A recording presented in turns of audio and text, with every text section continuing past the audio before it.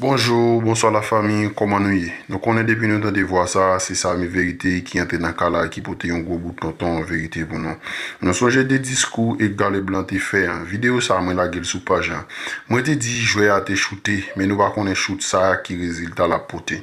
Journée jodi c'est changement qui fait sous jouer. Mais concernant des changements ça, me ton vidéo pour nous. Moi pas parler trop, m'a quitter nous entrer dans la vidéo.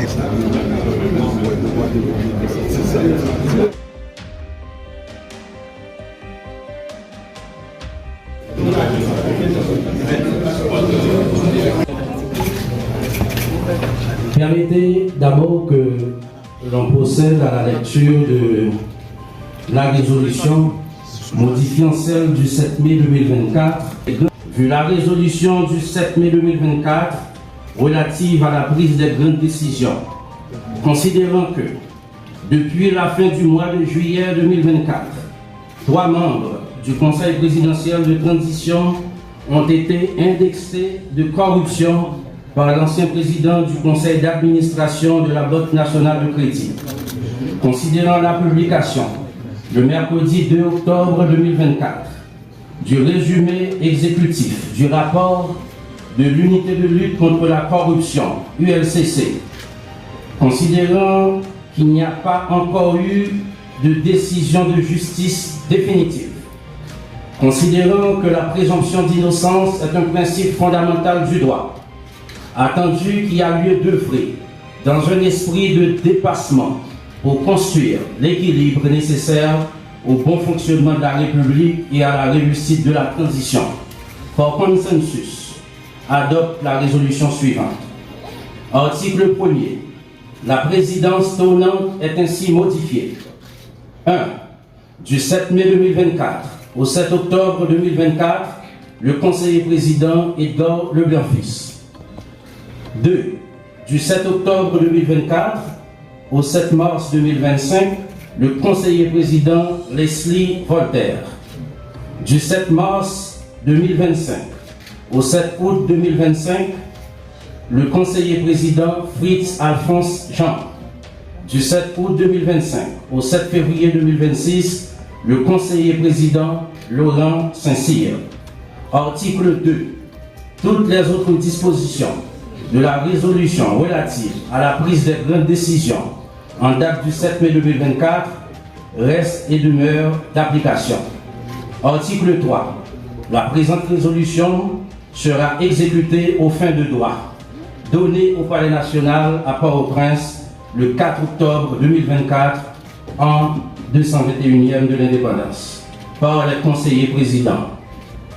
La conseillère présidente Régine Abraham, le conseiller président Smith Augustin, le conseiller président Louis Gérald Gilles, le conseiller président Fritz Alphonse Jean, le conseiller président Frinel Joseph, le conseiller président Edgar Leblanc-Fils, le conseiller président Laurent Saint-Cyr, le conseiller président Emmanuel Vertilaire, le conseiller président Leslie Voltaire.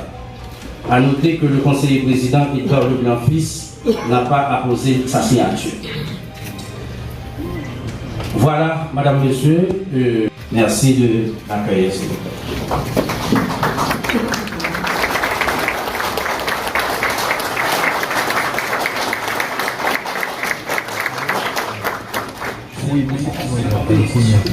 Est venu de réconcilier la grande nation haïtienne avec elle-même pour permettre aux générations futures d'échapper aux horreurs de cette brutalité inconcevable. Peuple haïtien, concitoyennes et concitoyens, l'accord du 3 avril 2024 a permis la mise en place du Conseil présidentiel de transition. Il est le résultat de négociations laborieuses, de concessions et d'abnégations de la part des acteurs politiques et de la société civile pour restaurer la dignité nationale, rétablir la sécurité, garantir la paix et la stabilité dans le pays. Et enfin, boucler cette période de transition par la réalisation d'élections libres, honnêtes et démocratiques. Il nous faut travailler ensemble pour faire face à l'urgence de la situation. Le travail est immense.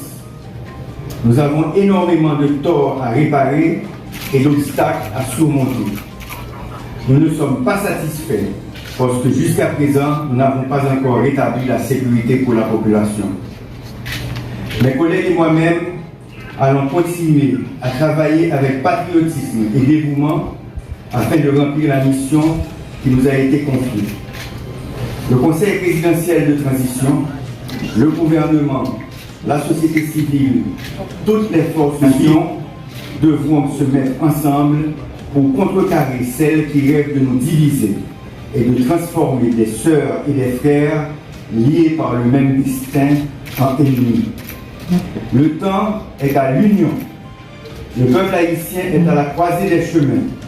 Il est temps de prouver à la face du monde que cette grande nation est capable de créer les conditions indispensables au renouveau tant espéré. Nous devons gouverner autrement. J'ai le cœur serré de constater les difficultés auxquelles font face mes compatriotes, vivant dans l'insalubrité, incapables de manger à leur faim, d'envoyer leurs enfants à l'école, d'assumer leurs dépenses médicales. Ils sont décapitalisés, déplacés, agressés à l'intérieur et à l'extérieur du pays, arbitrairement déportés. Le peuple haïtien en a assez de la violence, du mensonge, de la corruption et des manœuvres déloyales qui hypothèquent son avenir et celui des générations à venir. Sous ma présidence, le Conseil présidentiel de transition va consolider ses acquis et ses structures pour travailler avec plus de transparence et d'efficacité. Le peuple haïtien a besoin d'espoir et surtout de sécurité pour vaquer librement à ses activités. Il nous faut éviter la confusion, la méfiance, les malentendus, les querelles de chapelle. Nous devons oublier nos intérêts personnels afin de prioriser l'intérêt national. Le rétablissement urgent de la sécurité, la réhabilitation de nos institutions républicaines, l'élection de nouveaux dirigeants et représentants de la population, selon les 5 chantiers de la transition, sont des défis urgents à relever ensemble.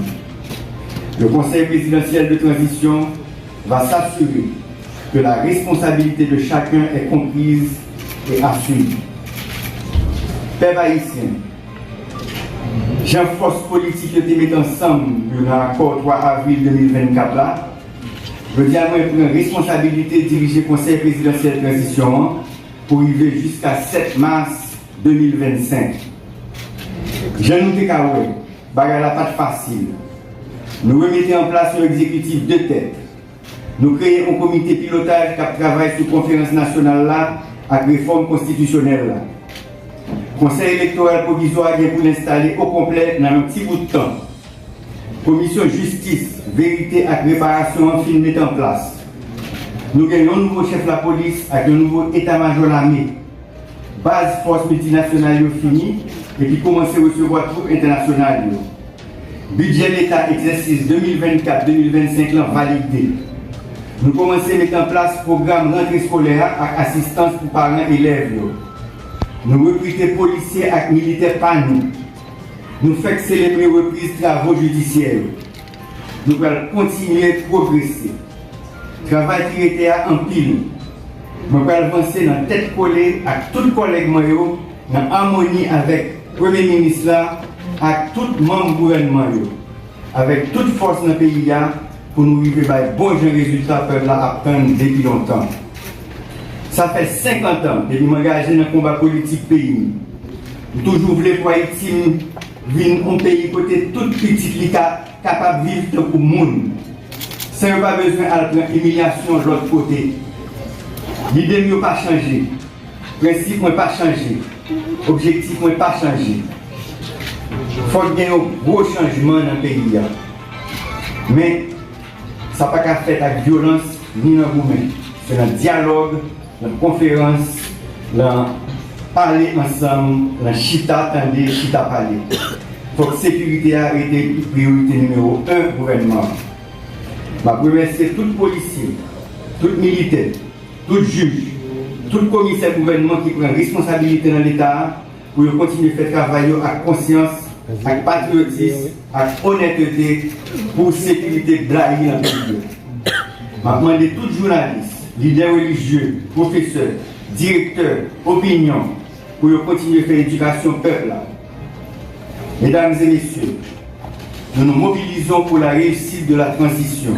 Ensemble, nous irons de l'avant pour rétablir la sécurité, renforcer la police et le système pénitentiaire, créer les conditions pour la réalisation des élections, organiser la conférence nationale et le référendum sur la réforme constitutionnelle, nommer les directeurs généraux, les consuls et ambassadeurs, les dirigeants des collectivités territoriales pour renforcer et assainir les institutions de l'État, afin de créer et assurer le fonctionnement de toutes les commissions souhaitées par l'accord du 3 avril 2024, en particulier l'organe de contrôle de l'action gouvernementale, OCAG, et le Conseil national de sécurité, CNS. Je m'engage à consacrer toute mon énergie à la réussite de cette transition que nous réaliserons ensemble, pour qu'Haïti retrouve son rang et sa dignité. Ensemble, nous ne pouvons pas échouer. Vive la République, vive Haïti. Merci.